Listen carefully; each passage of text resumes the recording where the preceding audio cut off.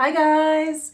If you are subscribed, thank you so much for clicking on another video. If you are new here, my name is Steph and I have been... That's my dog. My name is Steph and I have been diagnosed with bipolar disorder type 1 with psychotic features and mixed episodes. What that means is not only do I experience extreme shifts in mood, but I also experience symptoms of psychosis and have mixed episodes where I am both sad and elevated at the same time. I got that diagnosis around 7 years ago. So a majority of my life I was not on medication and I suffered immensely because of it. I've had 4 severe psychotic episodes lasting anywhere from 6 months to a year. So because of that and because of those experiences, I do this channel in the hopes that I can help other people like me feel less alone. But one of the main points of my channel is to try to help loved ones better understand someone that they love who might be trying to survive bipolar disorder. So today I'm going to talk about how bipolar disorder destroyed my career. And really quick, before I get started, please leave a comment. This video today was inspired by a comment. Somebody left a comment over the last 24 hours saying, please make a new video. He's sneezing. He's sneezing. Excuse me. So thank you. Thank you for giving me the little push I needed to make a new video. And the comments help other people too coming to the channel. They might see your comment and relate. So please leave a comment. Okay, so I'm going to share my work history with you so you guys can kind of see how bipolar disorder dictated my entire working life, pretty much. It was only that way because I wasn't medicated. If you are somebody who's on medication, you've been taking care of yourself, you can have a perfectly normal career. All of these things that happened to me happened because I was not medicated.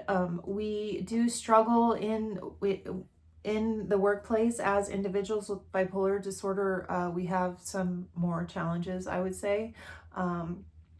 Sometimes we have to be more conscious of things, but you can have a perfectly normal career and be bipolar. Maybe you'll have a bad day, but not anyone else will notice. But you can also have a psychotic illness that is too severe for you to work, and you might be on disability. 25% of people on disability are on disability for psychiatric illnesses. And so there's nothing wrong with that. We all find things to do with our lives. Personally, I don't work, and that is because of the level of PTSD and the risk of me having another psychotic episode because of kind of all the stuff backloaded from all the other episodes I've had. I have brain damage from not being medicated, so take your medicine.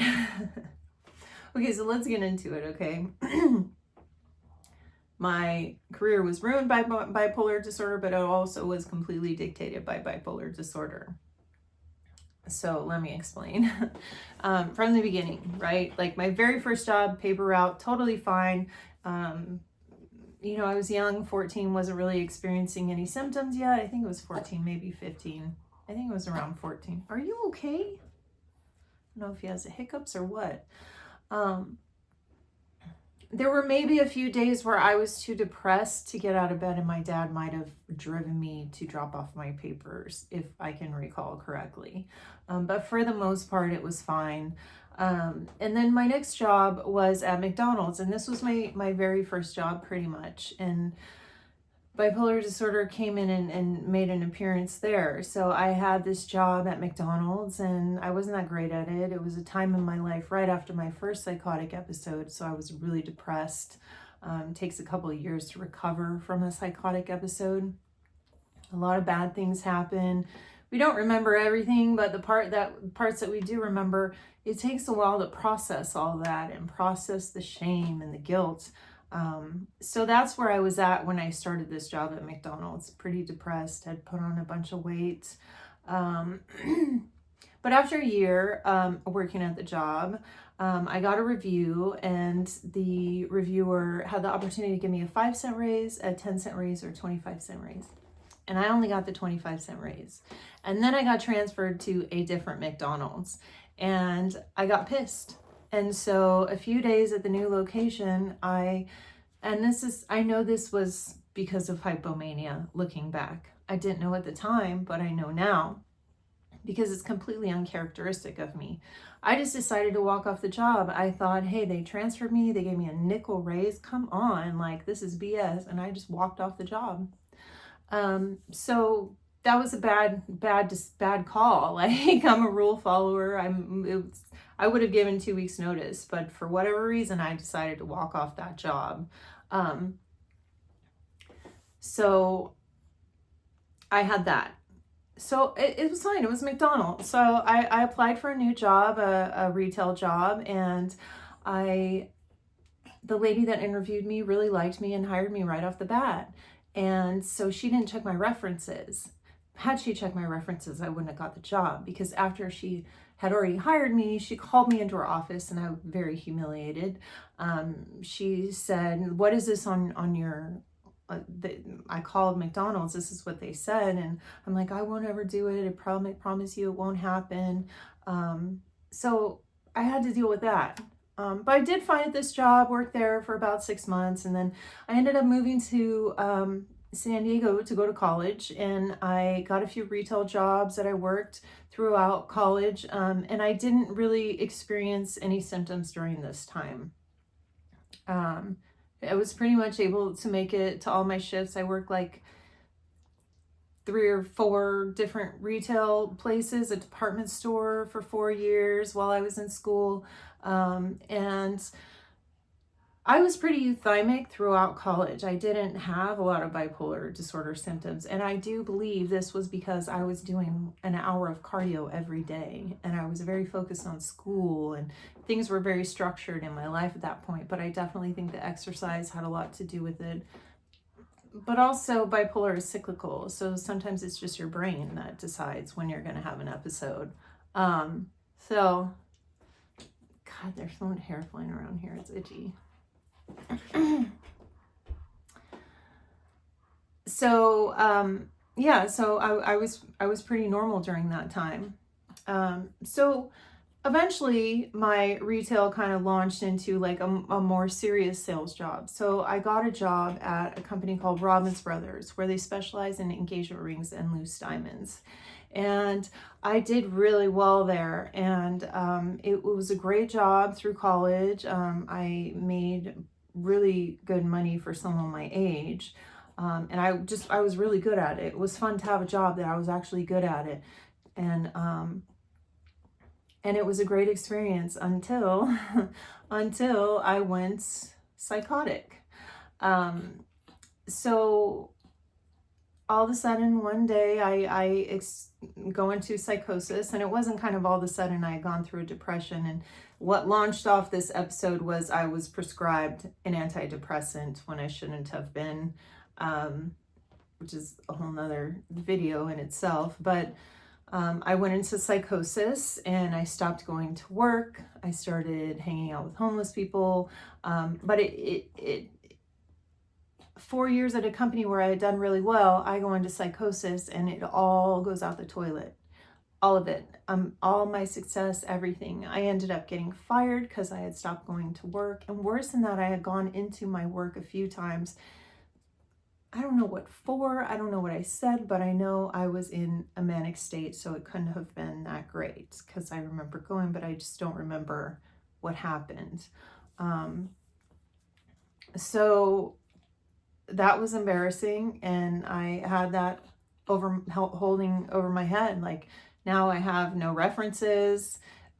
During this episode, I managed to get a criminal record because I had stolen something as part of my delusion. I thought that this backpack was mine, so I stole it. I had a disturbing the peace charge. So there was a lot going against me, and I had just graduated college. This was like the beginning of my career, and it had already started off so horrible.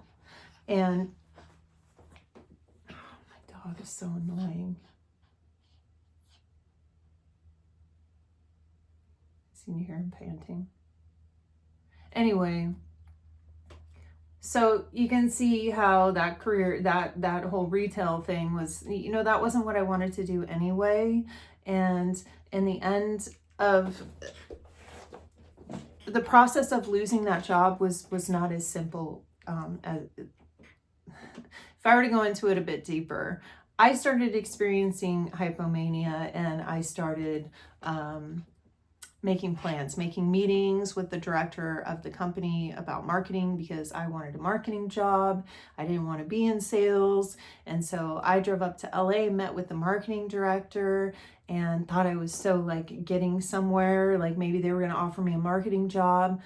But looking back, they were just humoring me because I was like one of the top salespeople. There was no way they were ever going to move me to marketing. But I went to LA and I talked to the marketing director. And after that, I ended up setting an appointment with the CEO of the company in my hypomania. But then my mania quickly went into psychosis. And I started sending probably like 50 emails to like the owner of the company. I had set up an appointment with him. I was going to have a meeting with him. And of course, he canceled after I sent him 50 emails. But this was all, you know, part of what led to my firing. So I got fired. And actually the reason they said that they fired me was because they said they had gotten a letter from a customer who had seen me in Walmart, and that I had been acting strange and saying all these things about Robbins Brothers, and they had gotten an email about it from a customer or something, and they brought this up, or they mailed me something about this. It was very weird, very weird. But, you know, this is like the beginning of my career, and bipolar disorder is already beginning to destroy it. But where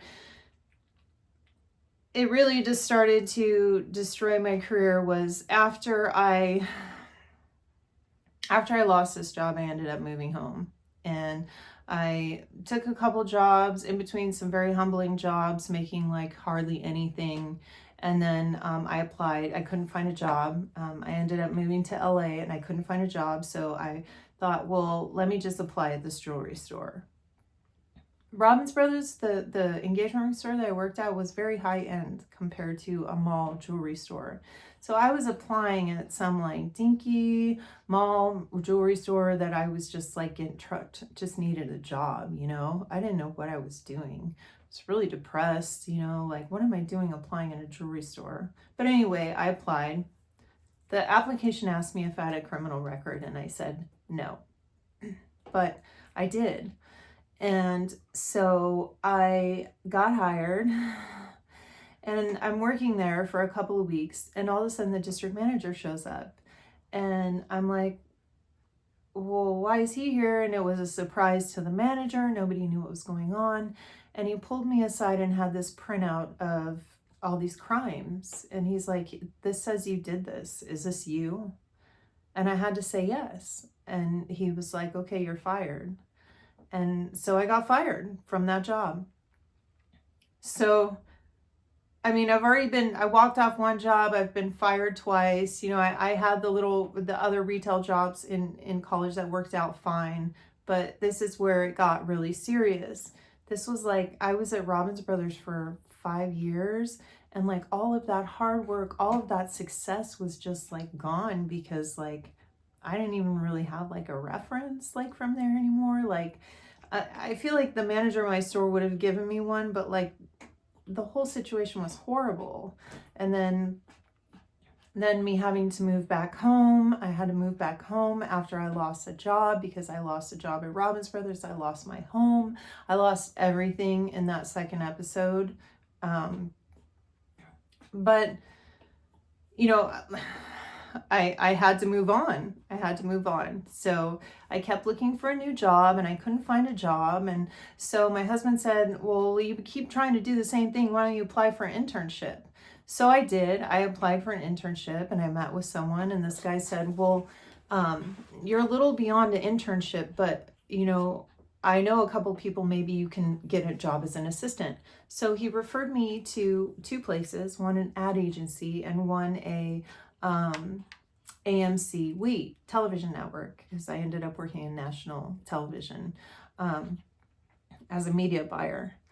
So I had the opportunity to go the sales route or the media buyer route. And I knew right away, like, I couldn't even consider the sales route. I knew that that would probably be easy for me. That would be the one I get. That would be what I'd be good at. But there was no way I could apply for this AMC Wheat job, because if I did, they would surely do a background check. But the advertising agency was private. So there was no way they do, well, not no way, but there was a chance that they wouldn't do a background check. And so I had to like really try for that job. So I went for that job and I got it as assistant media buyer. And I was thrilled because I finally like was starting to rebuild my life. But I remember feeling out of place. I remember feeling ashamed and embarrassed, like thinking if they only knew, because, you know, I was still in recovery. I had had my second psychotic episode, lost everything, and I was still in recovery at this point. And I was a little bit older than everyone. I was 30 and most people started a job when they were right out of college. But it was good. I worked there and for the most part, everything was fine. I didn't really have any symptoms until I had a psychotic episode. But prior to that, I want to tell you this story because you also see how it dictates my career. I had worked there for a couple of years and my progress was slow. My promotion, the length of time before I was getting promoted was slow. I was assistant media buyer for like 3 years and I still wasn't buyer yet. So I applied to another job, and the other job, also another thing, was a much bigger company and a corporate, and they offered me the job. And the only way my career was ever going to get better in media would have been if I would have moved companies and taken another job. And I knew that. But this company, I was just too scared that they would do a background check. They offered me the job and I went back to my company, and thankfully my company countered. So I ended up staying right where I was, and I didn't have to worry about failing a background check and the whole thing. But you can see how bipolar disorder dictated my entire like working life. Like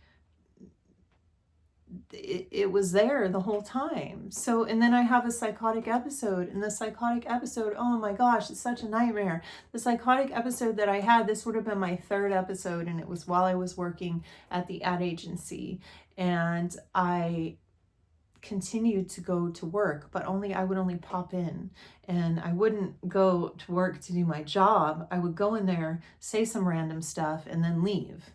And I was out of my mind. And it was really horrible. And the industry that you work in media, kind of in LA, is probably like anywhere from like 300 or 400 people. And pretty much everybody knows everyone.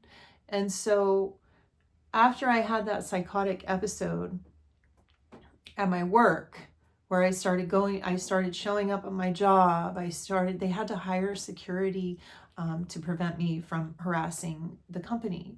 I don't remember most of it, but I was acting, psychotic. That's where I was at, in front of my whole company. And so it was completely humiliating after the fact. I ended up going into mania, being in psychosis for probably 6 months, and then I ended up being hospitalized.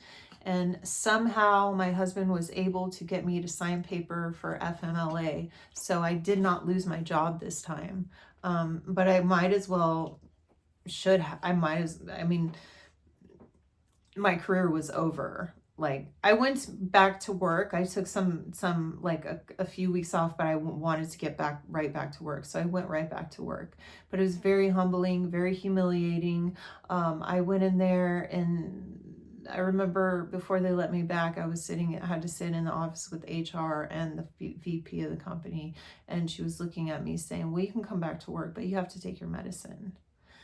And I just, like, I'm a little kid, it was just humiliating, the whole thing.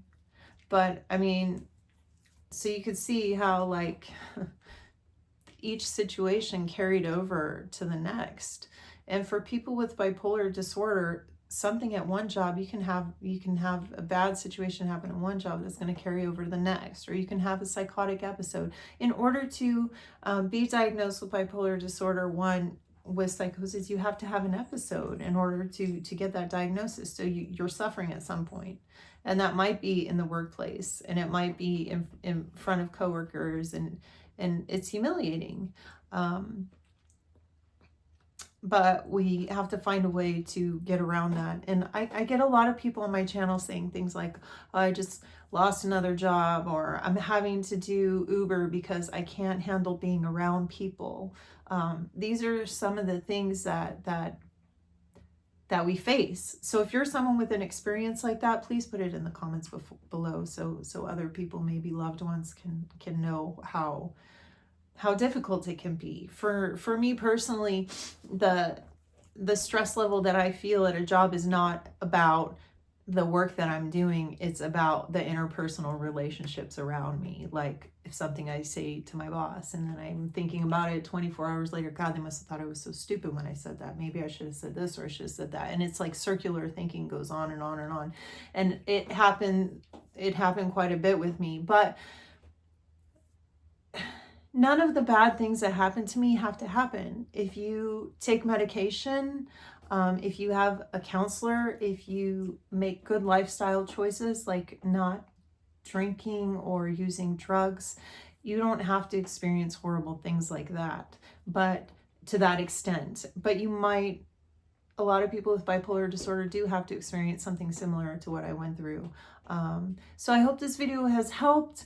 I really, really, really appreciate you guys. Those of you that have been watching for a while, I like, it means a lot to me, especially when you leave comments. It's like if you're somebody I haven't seen in like a year and you leave a comment, like I remember. So I really appreciate you guys. Thank you again for pushing me to do this video.